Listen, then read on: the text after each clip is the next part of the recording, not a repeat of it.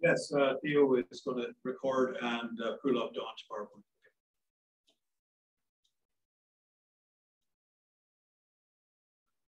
Wave to everybody at home.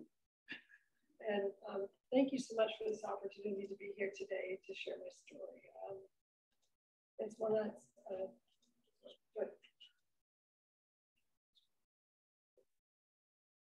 it's one that's near and dear to my heart. So I'm just waiting for my PowerPoint to come up. And, yeah, so that's me. As Anna said, I'm a web and graphic designer. I'm also a publisher and an editor. And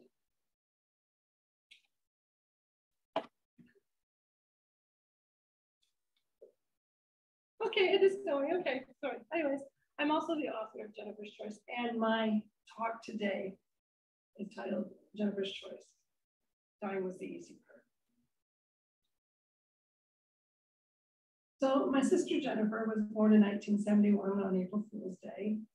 She was a month premature, so she was in a big rush to get here. And those are just oh, sorry, I'm not used to using one of these. We're gonna skip back because we just went way ahead here. That's where we were. Okay, we'll go to the next one here. So these are just some pictures of Jennifer through the years. I could spend all day talking about my sister, but I'll just give you a little bit of background. So we grew up in Dover Center, which is about a mile off of 40 highway, halfway between Chatham and Wallaceburg. So we kind of lived out in the boonies.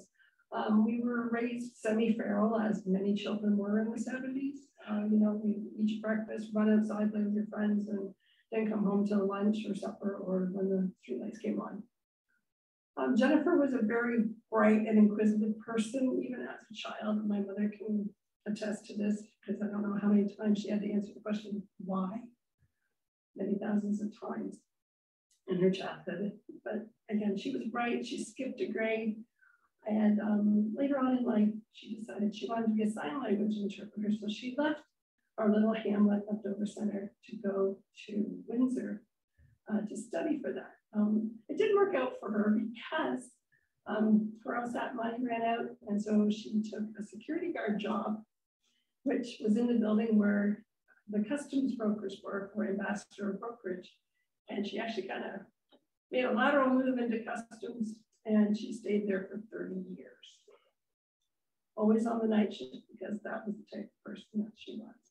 If you wanted to ask me what kind of person she was a nonconformist. She was generous. She was unconditionally accepting of other people, which is something that everybody loved about her. So we're going to go ahead a few years here. And 2020, as the pandemic began, Jennifer was having some breathing problems. And she went to see her doctor about it. She was concerned about it. And the thing was, she was a smoker. So the doctor's like, well, you know, throw those away. It should clear up. Well, she did the brave thing and quit because I know how hard that is to do. I did it 28 years ago. But she still had these issues. And on top of that, she began to have some symptoms of inflammatory breast cancer. And so they did the testing and they went forward with that, the scan and whatnot. And she came back with stage 4 inflammatory breast cancer. And as Sandy was sharing, she doesn't have that. And I'm so happy for her because the survival rate for that is about 1 in 5 for 5 years, and it goes down after that. And it's not the type of breast cancer where, you know, you have a few treatments and you're good. It's lifelong treatments for as long as your life lasts.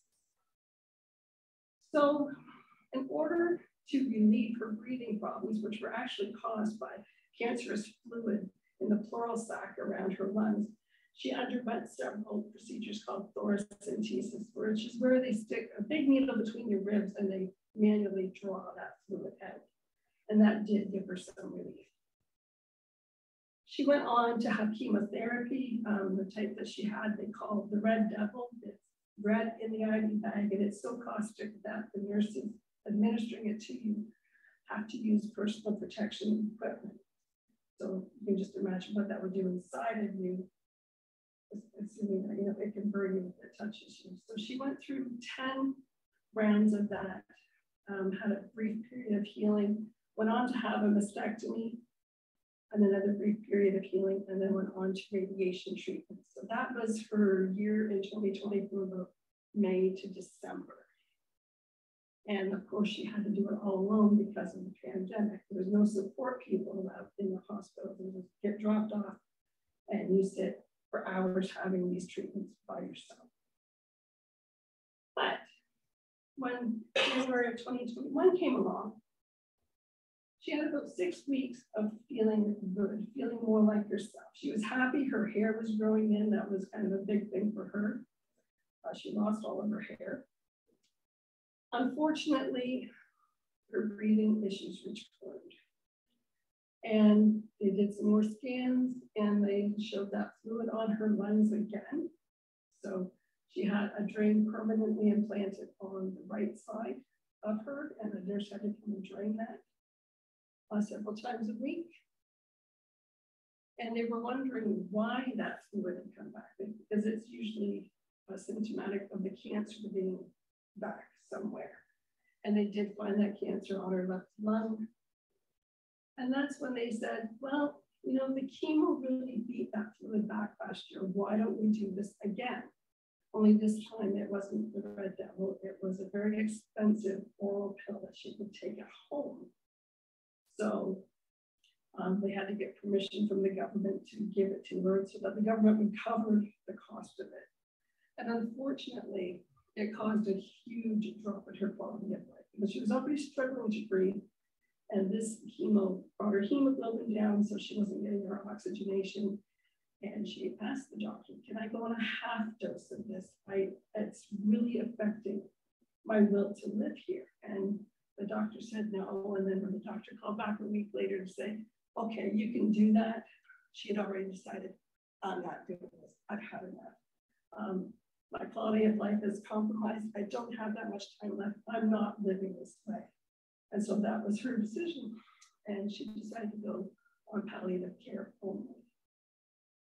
And these are just a few pictures of Jennifer through her chemo journey. That's her up on the top left at work and at her customs office. But she worked nights, I think I said that before. And due to the pandemic, they went to remote work. So she was actually to work off and on until within a few weeks of her death. So when she decided that she was going to forego curative treatments and get palliative care only, all of a sudden, the family supporting her realized, you know, we knew her death was coming, but it was off on the horizon.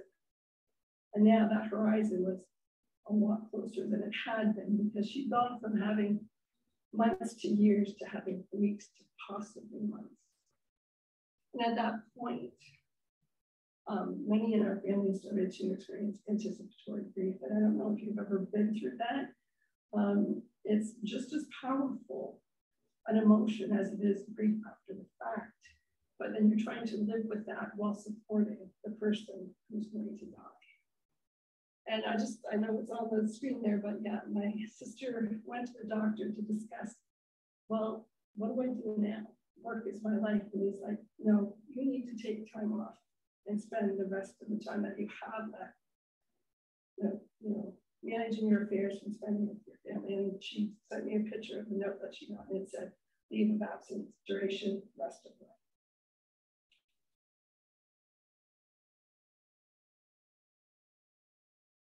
And so as I am seeking help for my anticipatory grief, which was quite debilitating, Jennifer was also seeking answers to medical assistance in dying. Because this is an idea she had floated even a year before, shortly after she was diagnosed. But she's thinking, I don't want to suffer a long and painful death. So I was able to get counseling here in Sarnia at the hospice, even though she was in Windsor. And that helped me a lot. And Jennifer was looking for information on how do I get an assisted death. Now, knowing she wanted to die was painful. Obviously, selfishly, we want her to stay as long as she can, but at the same time, it's like, she doesn't want to be here because she doesn't have hope of getting better. And she took a little while to come to terms with accepting her fate, and we were in the same shoes, taking the time to accept her fate as well.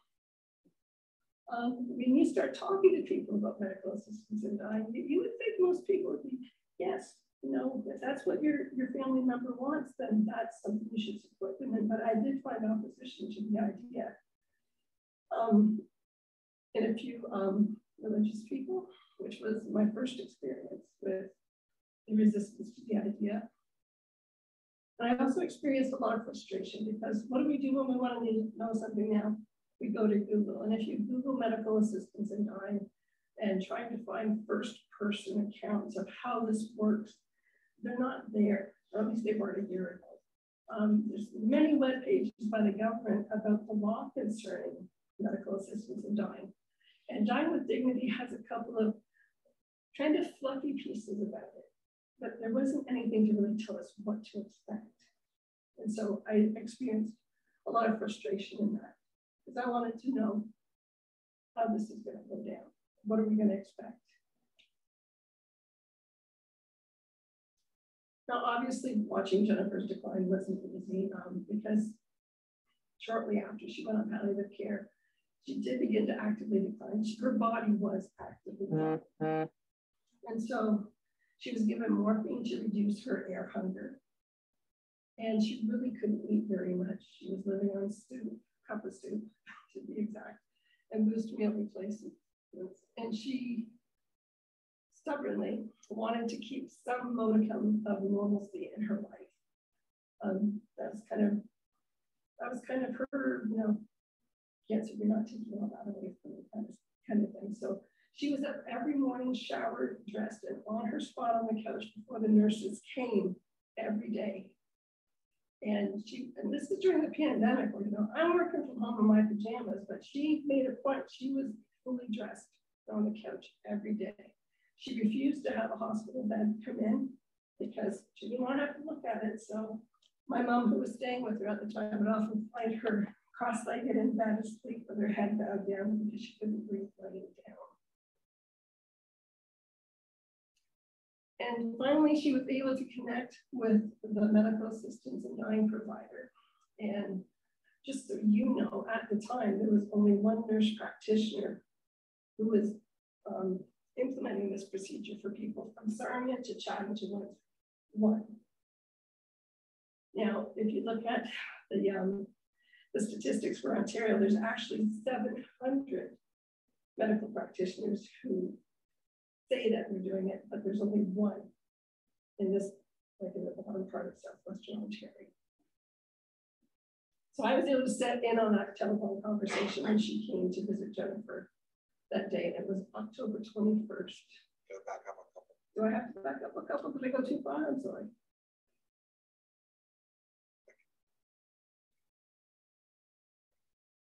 I don't think so. I think that's right. Okay. So we learned that because the information we wanted, it finally came to us via the nurse practitioner.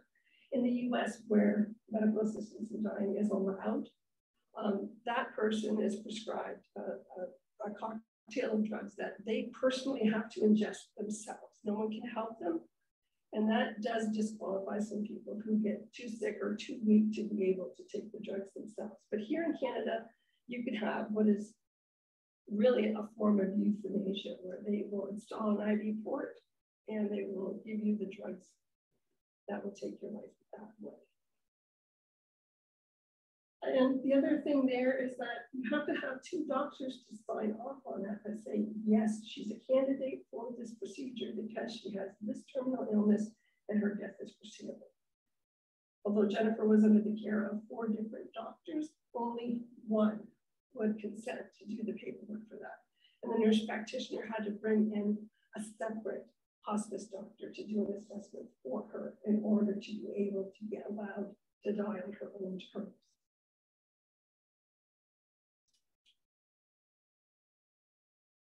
So Jennifer went through the paperwork and got everything in line, and then she chose the day, and her day was going to be November 13th. It was just 3 weeks out from that initial meeting. She worried that is it too far out? Will I be suffering by then? Is it too short? Will I still have good days by then? But that was the day she chose. And the reason she chose that, she says, 13 is an unlucky number to me. And this whole last couple of years has been very unlucky. So that's how she came up with that date. She was always a very meticulous person. And so to help me, she made out all these lists. Here's a list of these people, and I want you to give them these things. Here's a list of all my accounts and my passwords so that you can settle my affairs when the time comes. And then here's a list of people to invite to my celebration of life and a list of people to contact when I die. And I express gratitude to her for doing this because this is hard for everybody. But you know, she took the time to do that, and she told me, that you're the one that has to do all the work. She says, I'm just going to die. That's the easy part.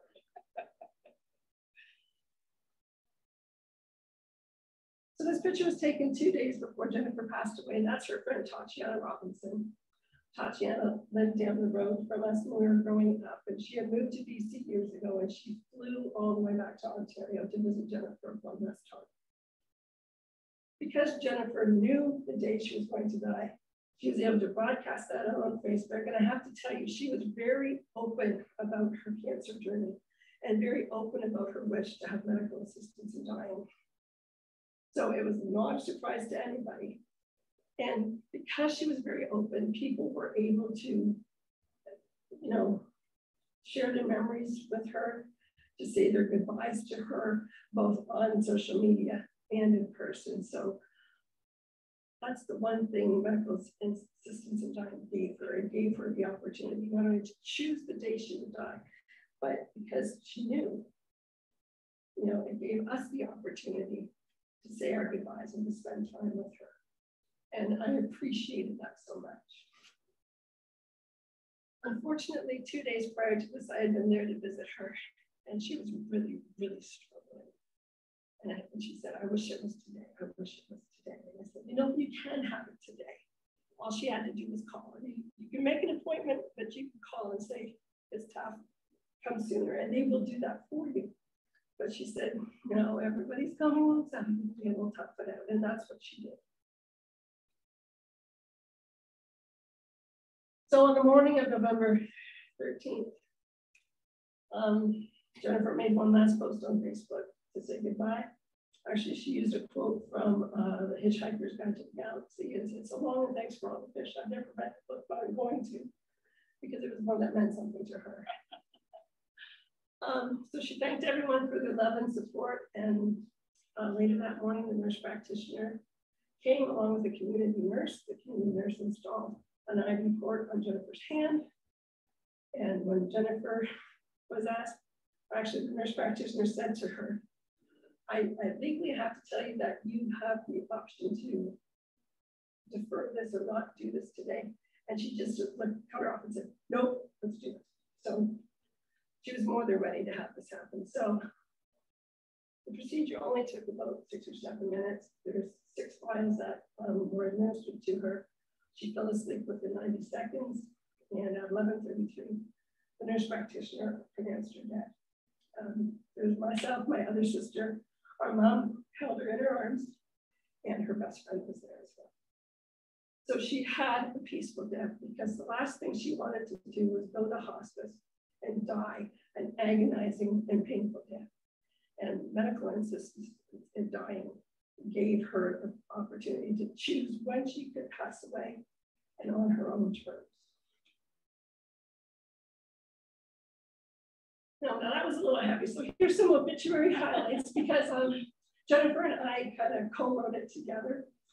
So she had asked me to help her write it the month before she passed. And so we actually had a lot of fun sending it back and forth. She wanted a little bit of humor in there, and I think I delivered. But these are the highlights. She was a customs broker for 30 years, enjoying in no particular order, doing paperwork and lording it over cross-border truck drivers. And that was true a few years back. They kind of went to a more streamlined system where everything had to be faxed in or sent by electronically, but back in the day, you come in, give her grief, go sit in your trucks for the next shift. She was a collector of all things turtle. She even called herself the turtle lady. A few friends called her turtle. And yes, we found totes full of all sorts of turtle paraphernalia when we were cleaning her apartment. It showed me what a sentimental person that she was, because she kept every one of them that anyone had ever given her. She was also a mediocre cook. She claimed to, she dubbed herself the undomesticated goddess.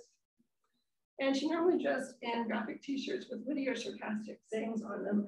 And she had a self-proclaimed office, how do we put it, office supply fetish. She just loved pens and, well, really loved pens, but she loved paper clips and everything else that helped to organize the office.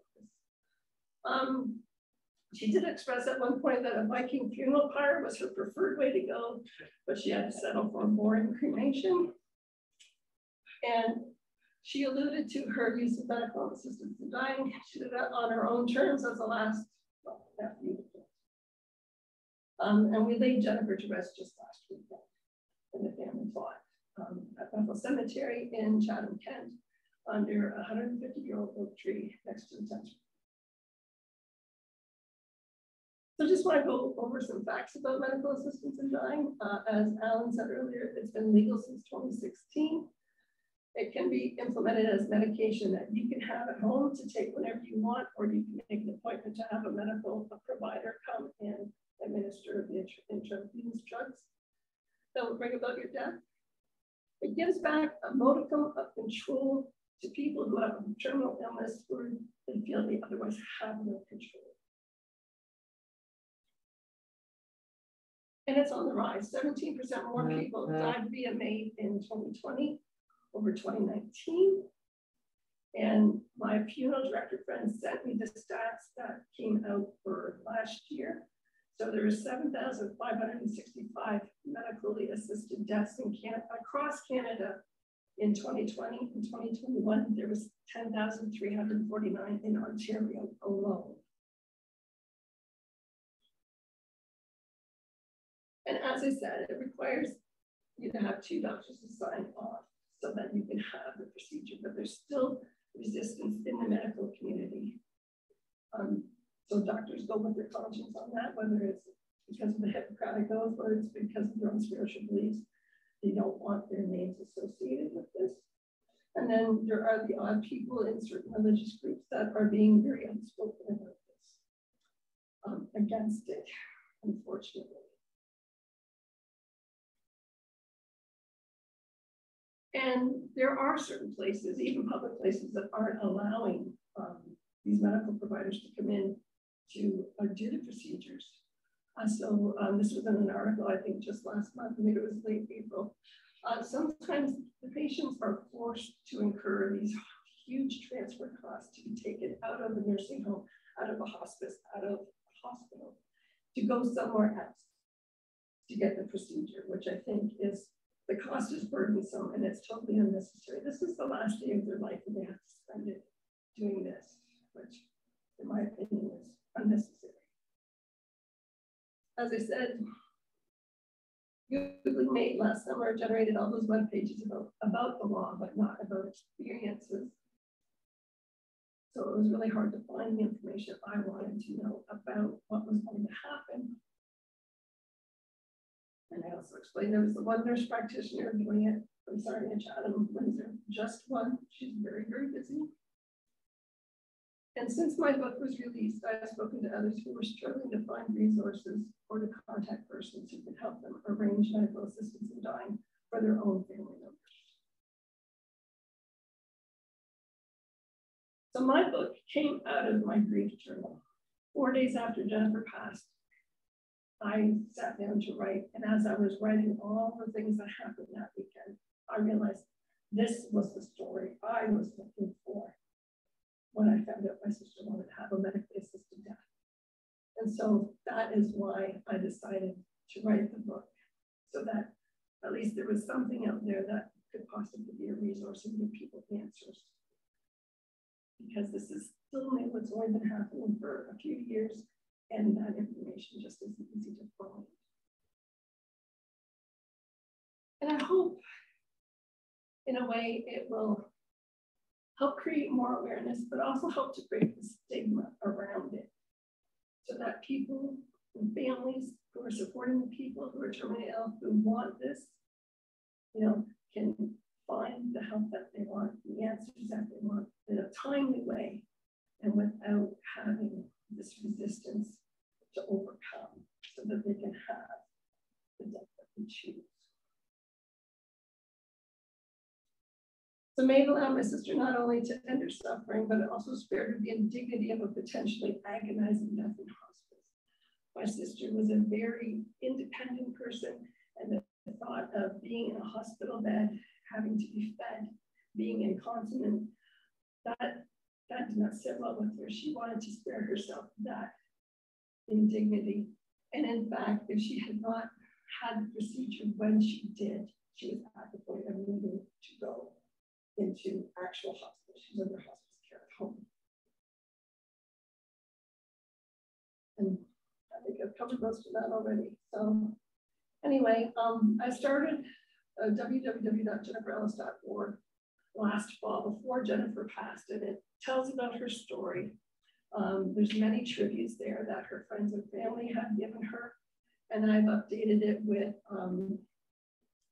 news from the family and video I made for her celebration of life. So if you want to know about her and her journey, you can go there. And if you want to know more about me, my books, there's my website. So thank you for this opportunity to share with you today. And did you want to do it? We'll do that at the end. Okay. No worries. Okay. Thank you.